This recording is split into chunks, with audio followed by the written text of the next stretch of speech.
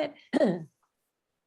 Our mission, Helping Parents Heal, is a nonprofit organization dedicated to assisting bereaved parents to become shining light parents by providing support and resources to aid in the healing process.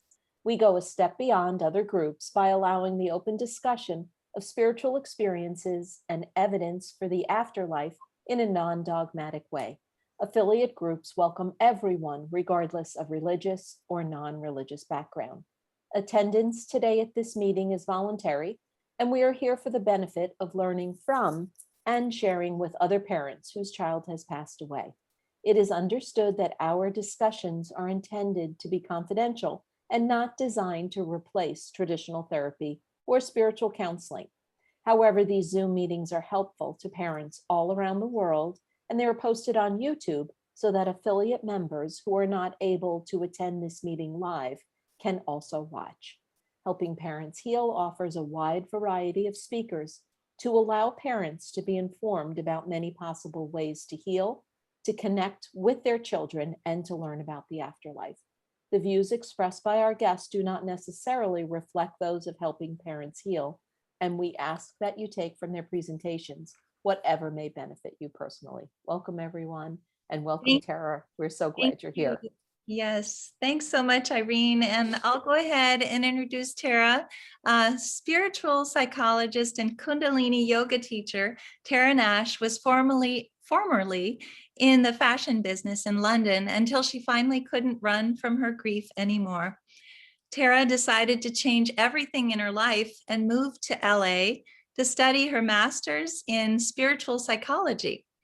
It was during this time, thousands of miles from home, that she finally confronted the death of her parents and her conscious grieving began. Tara's father died suddenly of a heart attack when she was 9 years old, and her mother died of breast cancer when she was 21 years old. No therapist or coach ever attributed her struggles to grief. This has inspired Tara to uncover the mysteries and misidentifications of grief, and now she has a passion to share the gifts of grief and why feeling pain can be our superpower. Tara has just turned 40 and now lives back in England with her sister and her beautiful nieces. So please join me in welcoming Tara Nash from Spain today. Thank you so much, Elizabeth and Irene, and wonderful to meet you all.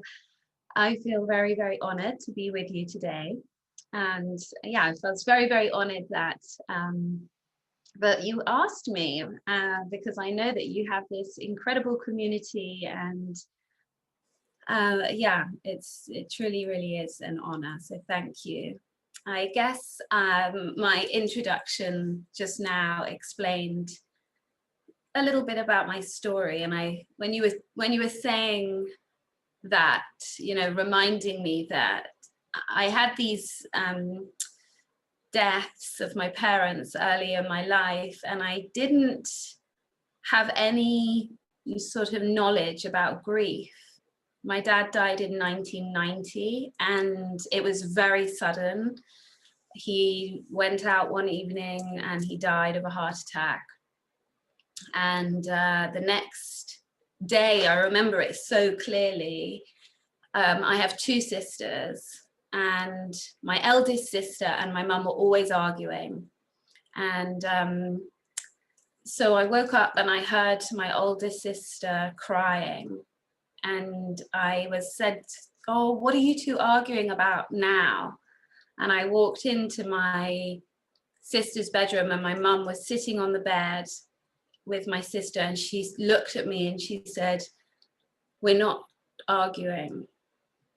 Your father died last night."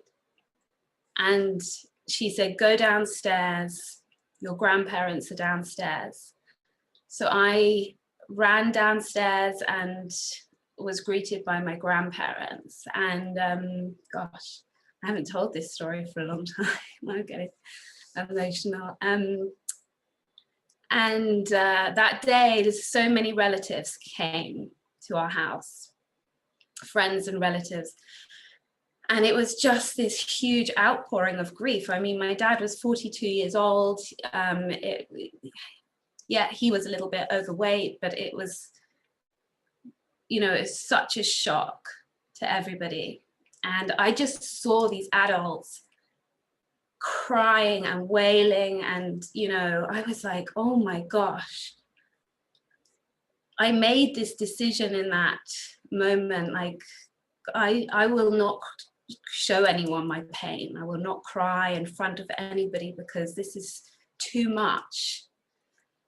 And so I, years and years later realized how that had affected me, because I always just wanted to cry on my own, and I was very shut down.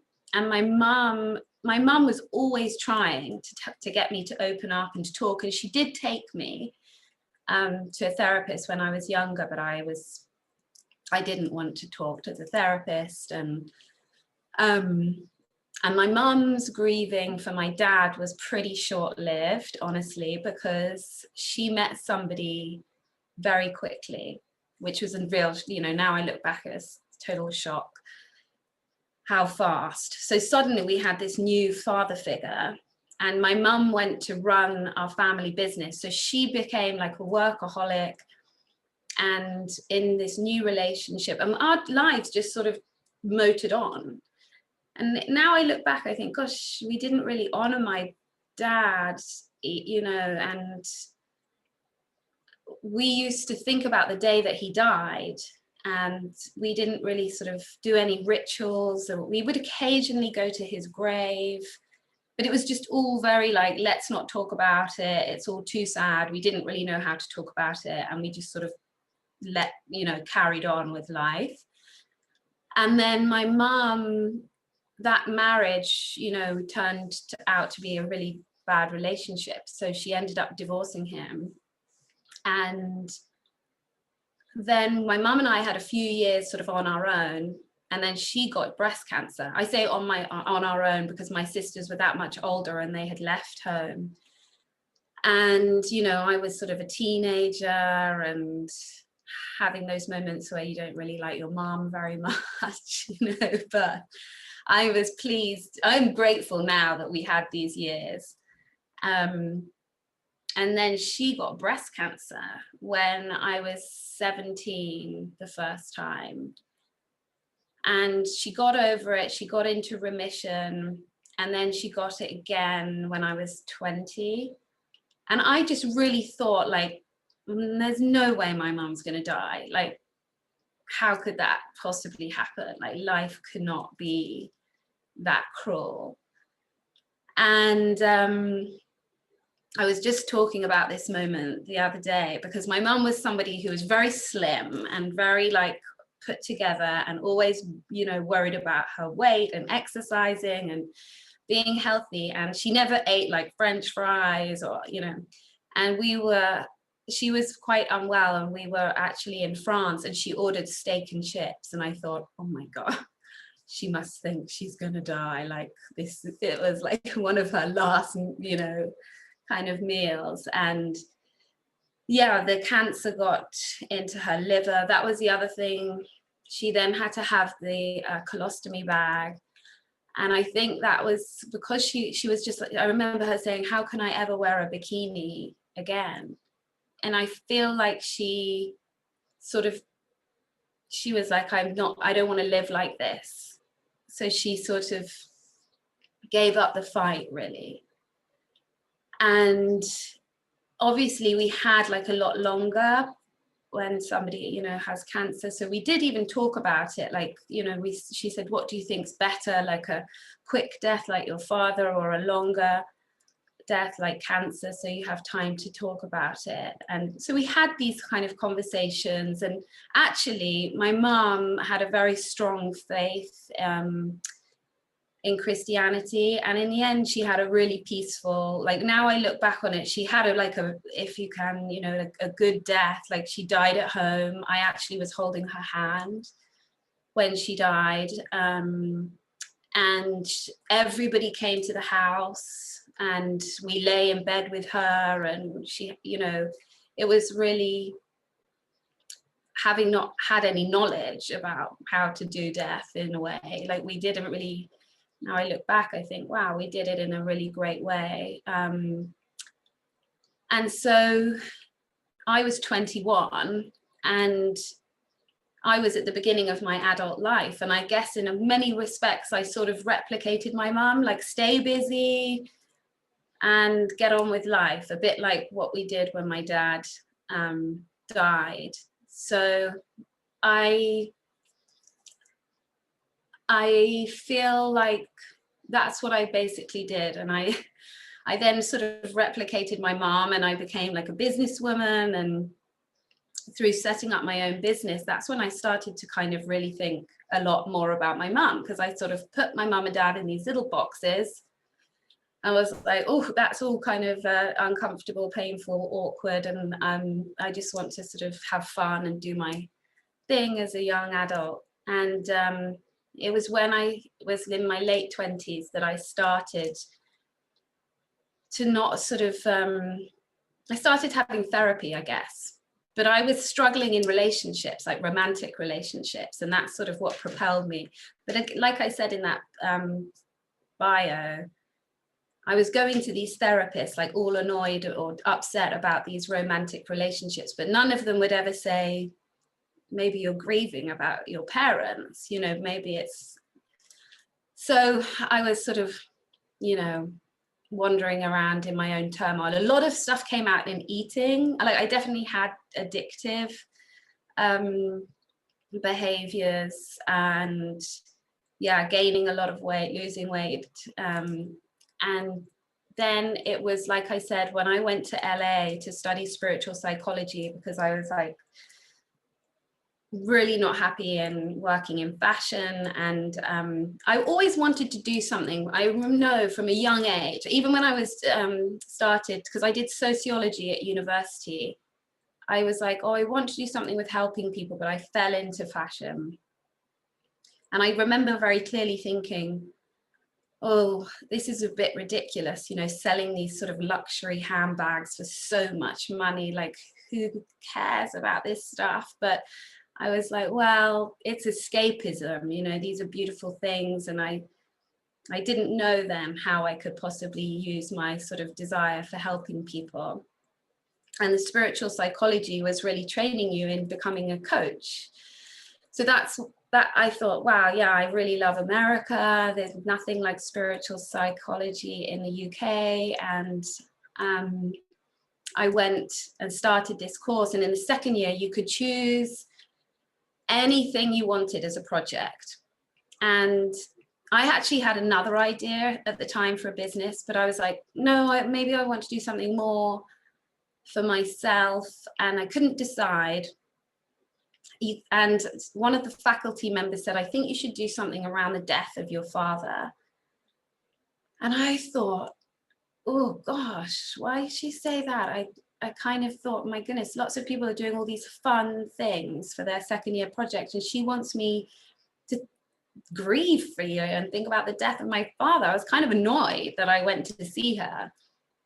And then I thought about it for a few days, and then I was like, actually, I always want to talk about death, but nobody else really does. So this actually could be a very interesting project. And then I decided, okay, yeah, this is what I'm going to do. I'm going to do a project on death and grieving. And by the end of that year, I was like, wow, this is really what I want to do. Like, I did not think I was going to come to LA and sort of like, I wasn't one of those people that was like, I would need to find my purpose. And that's kind of how I felt at the end of it. I was like, wow, yeah, this is what I really want to do. And I started facilitating grief groups with an organization called Our House, a charity in LA. And I started interviewing people just from my own sort of networks around their experience. And it was just so incredible because people had said to me, this is the first time I've ever really spoken about this to anybody. And I was like, wow, you know, this is like, I remember a friend of mine's dad saying that he'd also lost his parents when he was young, and he'd never had a conversation about that with anybody, because not everybody are in communities like this or in sort of supportive friendships which can hold the space, you know, for these kind of conversations. So that's where my beginning, if you like, of death and grief happened. And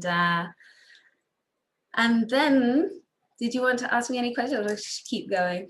Well, I want to first say that that's so well said, that it is hard to talk about grief outside of communities where people understand. And I'm sure that for you, being 9 years old when it happened initially, for your dad, it must have been like living in a foreign country for a very long time after he passed. And I again, I just want to reiterate that I think that the most beautiful people and the people who create the most meaningful things in their lives are those who have been cracked open by grief. Grief is definitely one of those ways to really crack us open.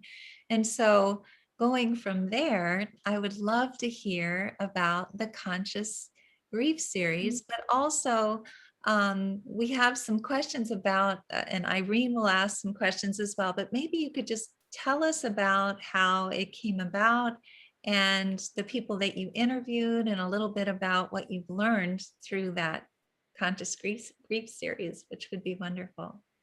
Absolutely. So the Conscious Grief series was my coach, my life coach, who I've actually worked with for a long time now, and she had done a series like this on codependency, and so she suggested, well, actually at the time we weren't even, I didn't even know I was going to do it on grief. Actually, she just said, like, it's a great way to, like, you know, grow your audience and build a community. And she had done a course that taught her how to do this, so she recommended this course to me. And so I made up my mind very quickly that, you know, grief was what I wanted to choose. And at the beginning, I thought, my gosh, this is a really daunting prospect, you know, they recommend 21 people to interview. And it was, you know, reaching out to a lot of people that I didn't know. Like, I didn't know Elizabeth and Irene, but I did know Casey Gaunt a little bit. That was somebody that had introduced me to him, a very good friend of mine. And you get a lot of rejections, you know, you have to deal with that. But it quite quickly, you know, one person would recommend another person. And I've always had this another idea of mine, that I also do a group, which is Cafe Conscious. And so I was like, oh, maybe conscious grief. That's what I decided to call it, because I felt personally that I had been grieving quite unconsciously for most of my life, to be honest. And you know, it wasn't until I really started to study grief and read books about it, which I'd never done before moving to LA, that I started thinking, my gosh, like, no wonder I've had all these sort of difficulties, and, you know, all these moments that made sense to me after really, like, studying it. So the Conscious Grief series, you said that you've got an animal communicator coming next, and I was really struck while I was studying it how grief is so universal in terms of not just a human being that dies. You know, grief shows up in our lives from moving countries, or having a divorce, or becoming a parent, or not becoming a parent, or, you know, it's just so many big changes that happen in our life that can bring up conflicting, hard emotions. So I wanted to include, try and include that in the series, so that, because a lot of people were like, oh, grief, that's not, I don't relate to that. That's not featuring in my life, because we immediately associate it with the death of somebody. So I did make it a little like broader than that with the speakers that I interviewed. Yes, what else can I share about the series? Oh, wait. First of all, I just want to tell you that people are identifying with what you have to say. Dawn is saying that just hit me hard. What I was saying as well about what you were saying. I too lost my mom at 21 and now lost my son at 39. So of course that is just doubly hard once you've had a mother and a son together. Maggie is saying it can all just be too much. My sister and father in 2019, and now my son in 2020. The resources are vital. And it's true that it's really, really important to be able to be around people who understand. And one of the most important things that we have found is being able to talk about those wonderful people who are on the other side, and to realize that they're not gone, obviously. But Irene had a really good question about the series itself, about your impressions of all of the people that you interviewed. And maybe Irene, you could just address it yourself. Well, yeah, Tara, did you find that, you did so many interviews? Was there a common theme, or was there something that was present in each interview? I think gratitude, I would say was one. Trying to find the things that you could be grateful for, which is so difficult when you're really in the thick of it, in the very initial stages potentially of grief. And for a lot of them, I think in a lot of the interviews, finding the gifts in the grief, that how it can change us or evolve us to become more compassionate beings. Maybe that was another theme that came up in a lot of the interviews. Well, I think that being compassionate is something that all of us feel is probably one of the most important things in our lives now, and expressing gratitude. Once you've been through this, you want to be able to help others to get through it as well. And I think that we're just this one long line, this chain of people pulling each other forward to try to help each other heal. And would you say that filming this series has helped you to heal? Do you feel different now that you've completed the series? Yeah, I feel like even this past year in the pandemic, because I moved back to England after being in LA for, around 6 years, I really reconnected with my sisters. Like I was saying to you, how possibly, sometimes being with my sister, who has 3 children, very similar situation to how we were 3 girls. She's had 3 girls, and she does everything how our mum and dad would do everything. She's always like, well, mummy said this, and she's always referencing them. And I would find that sometimes I'd stay the night at their house at Christmas, and I'd just be like, I have to get out of here, because I'd just be feeling so upset and emotional, and it was triggering for me. And this is obviously going back now, like sort of 10 years. But this past year, being back with her, it's made me, I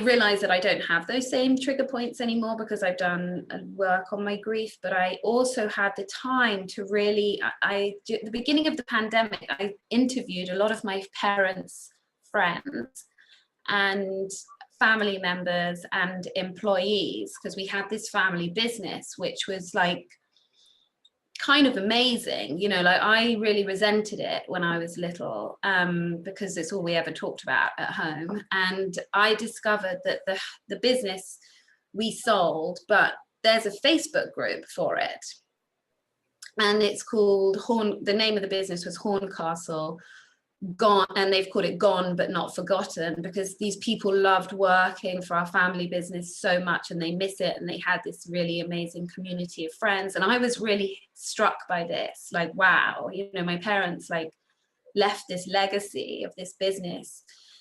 And so I've like interviewed my mum's secretary, who had been my dad's secretary for a short time before he died, and various employees. And that has been like a really significant part of my healing process, you know, much like you have this community where you can talk about your children and connect with them in spirit and share these stories. I was feeling like I was getting to know my parents again, you know, through these interviews. And I was like writing blogs about them, and that has been, you know, a really wonderful thing for me this past year. And I think that doing the interviews, yeah, it definitely healed me. I think it keeps going, doesn't it? We have all of these layers, and again, bringing the memory of my parents into this series as well is another really lovely way of, like I said, I like put them in these little boxes for so many years and didn't really sort of think about them or include them, let's say, in my life. And then the Conscious Grief series was particularly my mom, because I always wondered maybe if she had grieved or really understood her feelings, that would she have got the cancer? You know, I've always felt like all that repressed unhappiness and emotion in this toxic relationship with my stepfather, then selling the family business, which was like a huge grief for her as well. So I did it a lot to kind of honor my mom as well. So yeah, that was lovely. That's amazing. And Jamie is saying, what an amazing experience to know your parents through others' eyes. And I'm sure that that is for you. But what an amazing gift to your parents too, to be able to do interviews and have them, of course, vicariously, but still right here, listening to what all of these people are saying to you about them. And along the same lines, do you feel your parents with you? Do you feel that they guide you? Do you have any experiences like what we talk about all the time and what we talked about in the interview with your parents? The first time I connected with a medium was because I was like always so curious about mediums and things like that. But because my mum became sort of this kind of born again Christian, you know, it was like we weren't really allowed. That was not like something we did. So for the first time, and now I've spoken to various mediums, and she's even come into some readings saying stuff like, oh, even talking about her religious stuff and sort of acknowledging that she took that all too seriously. So I definitely do feel guided by them. And I had this one medium, she said that my mum was going to come to me with the smell of Chanel No. 5. And I thought, oh, that doesn't really, I couldn't really remember. She didn't really wear Chanel No. 5, and I didn't really think too much about it. But I was in bed. This was when I was living in West Hollywood, actually, and I was reading the book, the Tibetan Book of the Living and the Dead. And I had this smell just out of nowhere, you know, and it was so strong. And I was like looking up on the ceiling, and I was like, it was just like right here on my chest. And then I suddenly remembered that medium telling me she would come with this, and I was like, oh my god, it's my mom. And then I rushed to the shop the next day, and I was like trying to see if I could go to the Chanel No. 5 counter, you know. It's like, was that the smell? And somebody said that my mum always wanted to wear Chanel No. 5, but she got annoyed because her mother-in-law started wearing it. So she was like, I've got to stop wearing that because she's copied me, you know. And so I was like, oh, how funny, you know, maybe that was her favorite scent, but she didn't wear it because my father's mother That's wore it. so interesting. I broke a bottle of Chanel No. 5. It was one of those big ones on the floor of our apartment in Montpellier, and our house smelled like Chanel No. 5 for probably the rest of the time we lived there. And so it's not my favorite anymore, but I think that people liked the smell when they first got in the door. But anyway, Judy's asking, and this is a good question, what was the most aha learning from this series? So did you have a moment or moments when you learned something that you never realized you were going to learn from the series? I think, and actually this woman actually was a bit more controversial than I kind of realized, having had some feedback about her interview, but I really loved her. And she's a Chinese medicine, like acupuncturist and Chinese medicine doctor.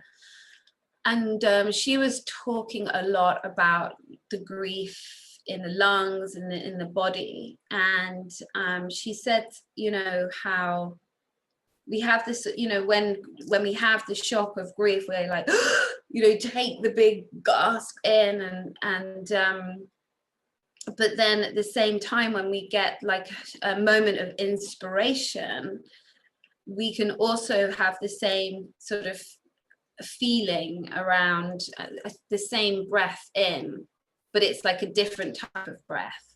And she said something, it was interesting the way that she was talking about, you know, the grief and where it resides in the body and how we need to move it. And she was talking a lot about, which I still have, because I think I'm someone that does have a hard time letting go, but how we need to let go to allow other things to come in to our lives, and how nature, the leaves fall off of the trees, they let go of the leaves and then new ones come, and that stuck with me a lot, you know. But yeah, it's not always that easy.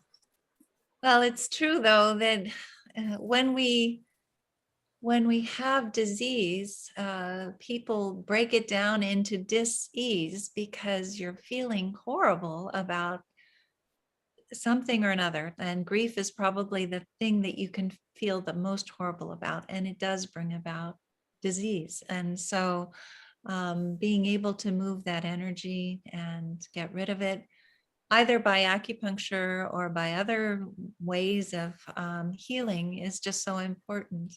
But so that was one of the aha moments. But in terms of spirituality and in terms of, I suppose, the afterlife, did you encounter, well, again, were the people that you encountered, were they all kind of on the same wavelength, or do you think that they were all expressing things in different ways?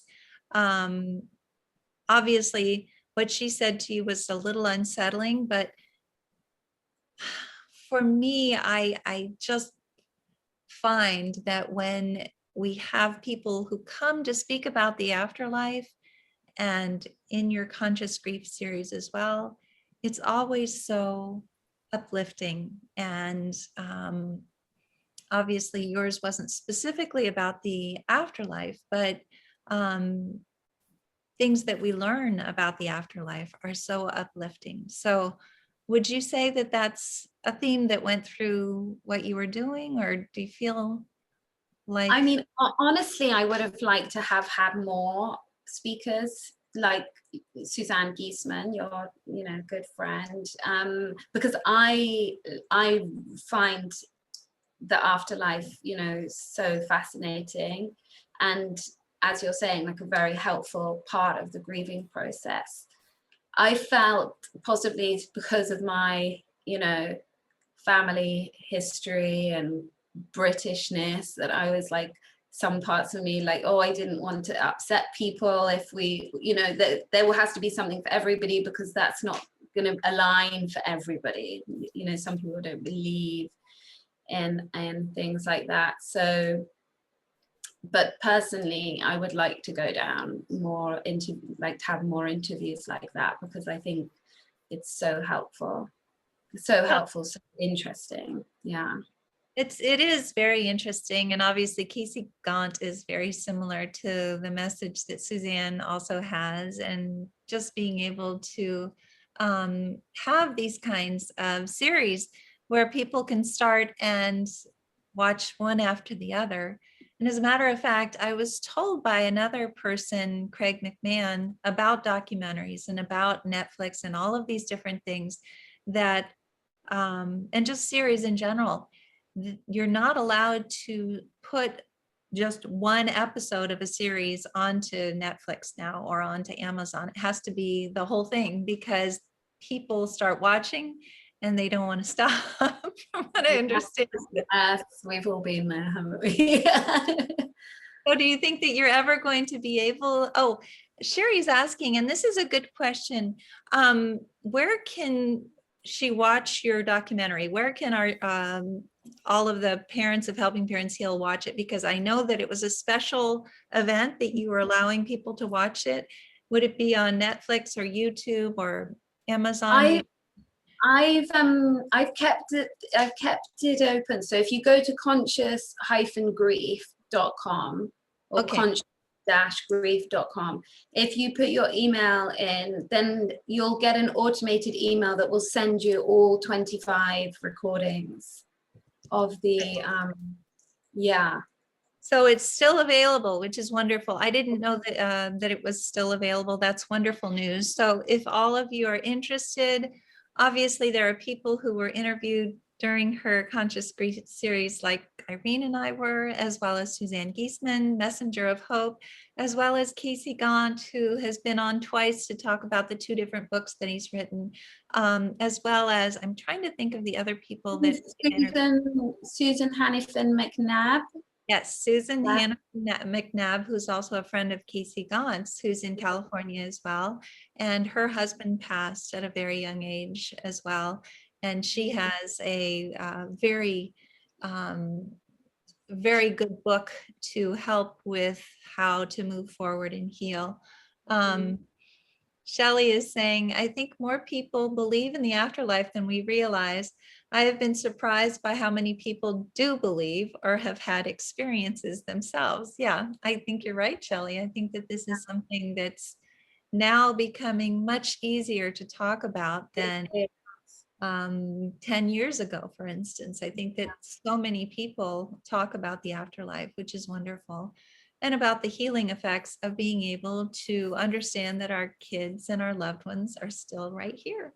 They've never left us, which is so important. So anyway, in terms of what you're going to be doing as you move forward, though, you said you might be doing another series related to this one. You've also said that you might be writing a book. Is that right? I would like to write a book, yes. Oh, I should say I am writing a book. I actually am on a program right now that helps really, is like a good incubator of support to get us through, because obviously it's not an easy thing for, well, certainly not for me, to write a book. So it's a great organization called Book Creators. And I hope to have, I hope to have like a rough manuscript written by the end of October, but I do really want to, like, I don't see it being finished, because I would like to interview more people for the content of the book. But so one of the women that I interviewed, another acupuncturist actually, who really deals in fertility issues. And when I called her, never met her before, didn't know anybody that knew her. And she said to me, oh, what are you planning to do with the series once you've done it? And I said, oh, I don't know really. And she said, you should write a book. And I was like, oh, well, you never know. Yeah, you know, and she said somebody has just written a book called Conversations on Love. And I think this would be a really great book to do, Conversations on Grief or something like that. So she planted the seed in my mind, and that was before I interviewed her, or, you know, was at the very beginning stages. And I've always liked writing. I've always written I've always done a memoir writing group, actually. So different psychics and astrologers, and an astrologer told me as well that, you know, different people have always said writing comes up in readings. So yes, that's something that I would like to put together. Well, we'll definitely be looking for it.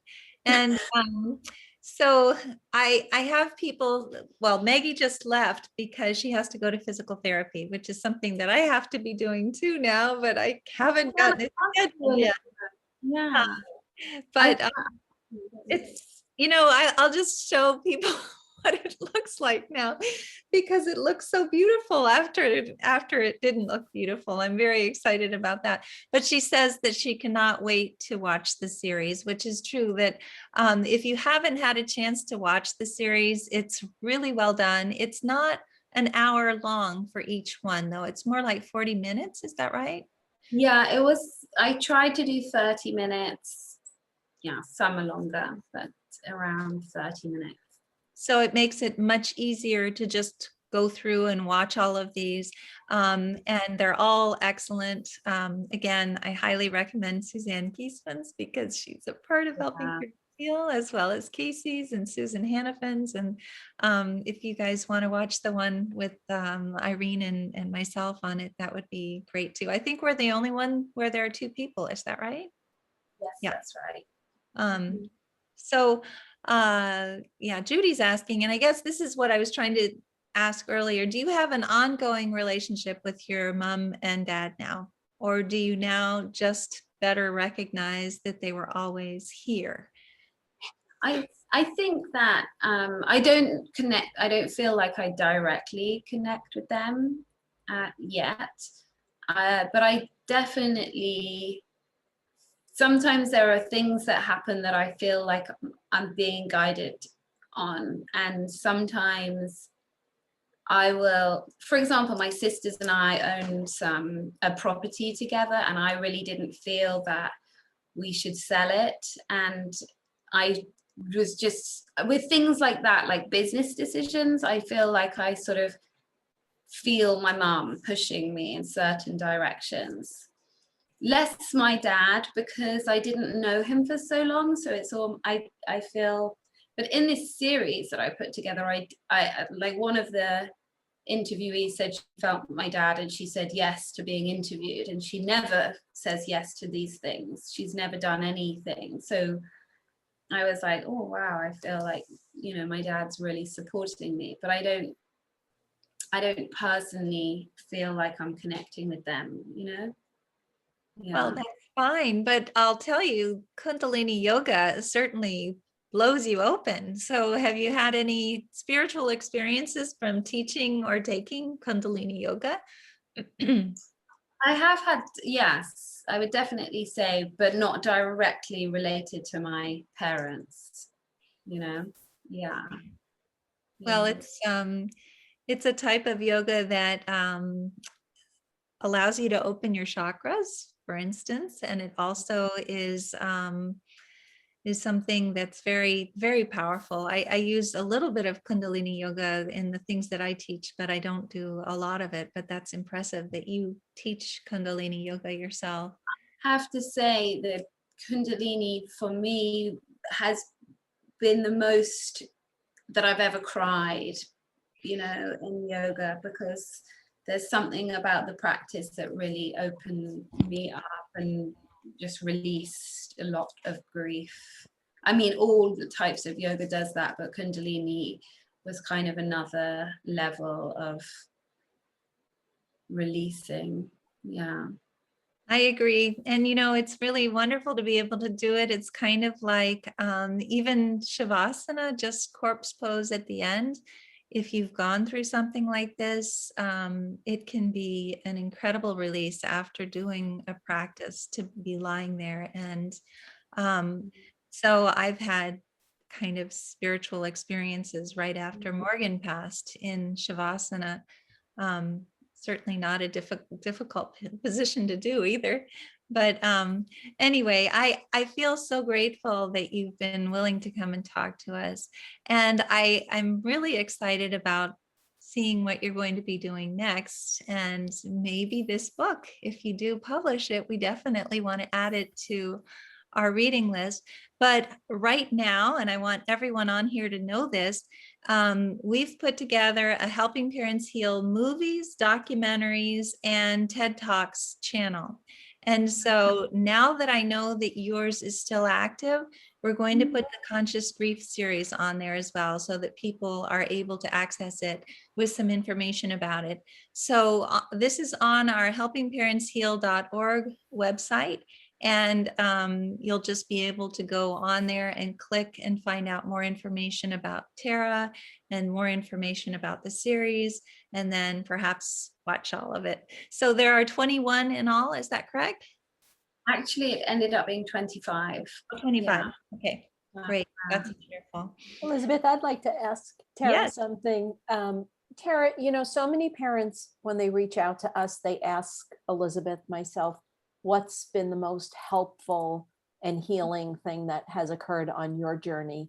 And, you know, we talk about shifts in our grief journey. Do you have something that you can share with us that was a shift in your journey?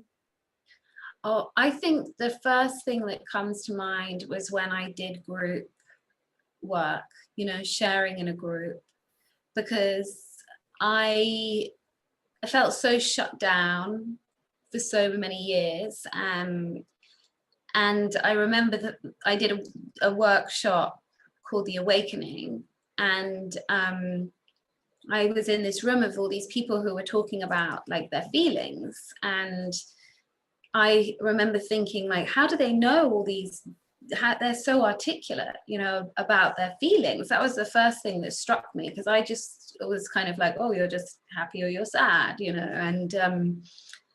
And then being in a room full of people who were so open and so vulnerable and talking about their own experiences. This wasn't necessarily related to grief, but it was so powerful, because just hearing other people and other people expressing themselves, it just was like such a relief for me. And I was like, oh my gosh, I'm not the only person that feels like this. And I think that was definitely amazing, you know, and it was terrifying for me to share in a group. I remember when my therapist suggested that I do group therapy, and I was like, I would never do that. I was like, and then I thought, oh my gosh, she must think I'm so messed up, because like now she's telling me to go somewhere else, you know. She can't help me anymore. And yeah, now I work, and she told me about this workshop, and I ignored her, and I thought, that is not for me, you know, gosh. And I don't know if you said in America, but you say, I would not air my dirty laundry in public. And then you know, that leaflet that she put there, it just suddenly, I just thought, I need to do that. And I didn't really ask any questions. And my sister decided to do it too. And we went to this place, and I don't even know what half these kind of exercises were that they were telling us about. I just cried and cried and cried and cried and cried.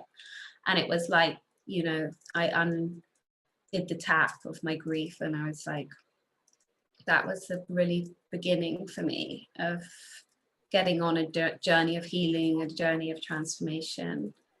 Thank you for sharing. That's very powerful. Sherry that was beautiful. Sherry has a beautiful question, and I hope that maybe you'll be able to answer it in the time that we have remaining. But she says, do you mind sharing if you were able to discuss the transition process with your mom and how she was coping with it emotionally, mentally, and spiritually? Yeah, that's a wonderful question. As I said, my mum, she knew that she was going to die and she was in complete acceptance of it. I think, honestly, she was 57, which is not old, but she was really tired of life. I think everything had just exhausted her, and she was kind of like, I'm ready to be with your father and God. And so my eldest sister actually was going through a divorce. So she moved in to our family home, and we had our little dog, Percy, who was like, always kind of was meant to be my dog, but really became my mum's dog, even though she was like so adamant she didn't want a dog. And he would sleep in her bed, not even like on the bed. He would sleep inside the bed. He was a little Jack Russell. And it was so interesting because he sensed it. Like a couple of days before, he was downstairs and going underneath the coffee table in our living room and acting totally like not himself. And then my eldest sister, because I was at university, she called me and she said, Tara, you've got to come home this weekend. And I was like in the middle of my exams. And so I was like, okay, I came home.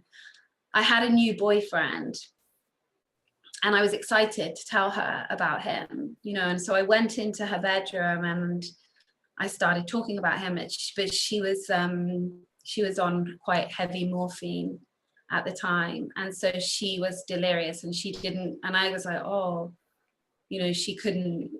she wasn't hearing me, she was not like making much sense. And it's so interesting because the sister that was the most attached to my mum, and you hear this a lot, the ones that it's the hardest to leave, if you like, she decided to pop out and go and see a friend. And it was then that my mum left. And I remember we had a hallway which you could look down into, and my mum's bedroom was at the top, and I heard her rattling, breathing. So I ran up the stairs, and there was a nurse in the house, but I like held her hand, and then the rattling breath stopped, and then she was gone. And I like think back to that stage and think, I'm so surprised I wasn't more afraid, that in that moment. And then I called for the nurse, and then she came up and she confirmed that she had died. And of course, my sister, who'd left the house, for the first time, who wished she hadn't left the house, was so upset that she was not there in that moment. But of course, that was my mum's, the easier way for my mum. And then, like I said, we kept her in the bed. It was a beautiful day. My gosh, it was the 4th of June. It was very recent, her anniversary. And so, yeah, then when everybody finally left, if we knew what we know now, we could have kept her there overnight. But, we called the funeral directors and they came, but that was so hard for my middle sister. She was literally holding on to my mom and crying and just did not want her body to leave. And that was probably the most traumatic part of it, seeing my other sister so upset. Yeah. Well, I think it's beautiful that she knew that she was going to be with your dad and that she was ready to do so. And it's true that unfortunately, a lot of times loved ones do not want to transition when they have someone who really wants them to stay here in their room, and they end up transitioning when they're not in the room. And the fact that you didn't feel sad the way that you thought you would. I think that she was, I think you were sharing her transition with her, and you were feeling love from her, and probably experiencing the way that she was feeling in the very beginning. And so it wasn't as difficult. There are so many now experts that talk about these shared death experiences that are very peaceful and very different from the way that we actually expect them to be. But it's hard, I'm sure, for your sister not to have been able to experience that. But anyway, I was also asked about the group therapy that you did. Was it called Awakenings? Is that what it was? Oh, yes, it's actually called clearmind.org. And it's Canadian, actually. It's a Canadian self-development program. And I ended up doing a few of their trainings, actually. Is that Yeah. online then? Did you do it They online? do them online, they do them online now, yeah. That's wonderful. Back then, I did it in the UK. They have people doing it in the UK, but also in Vancouver. Well, that's great to know. And thank you so much for coming. And I just feel like being able to have someone who has gotten so much information out about grief is so, we're so honored to have you here. Irene, did you have something else that you wanted to say before we wrap it up? No, that's it. Thank you, Tara. This was wonderful. And I hope everyone that watches this will take the time to look at the series. Well, and it's Wow. wonderful to know that it's still available. Yes. People can watch it. So please do watch it. And Tara, do you have any last words that you'd like to say to us? Well, I think it's been very cathartic to just tell those stories again. And I feel very grateful for those questions and just remembering my parents, you know, within your community. So thank you for that opportunity. Thank you for being with us. And Yes, we thank always you. ask everyone to unmute and say thank you and goodbye. So let's go ahead. Is everybody unmuted, Irene? They can unmute. They They can. just have to do it. Yes. Thank you. Thank Thank you. you so much. Tara. Thanks, Tara. And we'll see you Bye, this Tara. Come back this afternoon.